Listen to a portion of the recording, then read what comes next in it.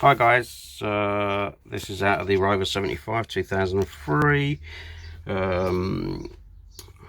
diesel cdti. I showed you the video of the ECU that was immersed obviously at some stage in water. This is situated next to it in the scuttle panel that likes to fill up with water. Great design. And I think this is non-recoverable. So it looks like we're either going to get a good second-hand one or try and source a new one. This is maybe one of the reasons, could be the reason, maybe write and tell me, that the glow plug light on the display doesn't come on.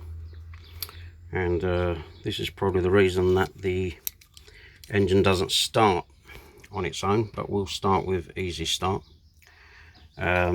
Because I think the relays for the glow plugs tell the ECU to do something wonderful to the fuel to make it ignite.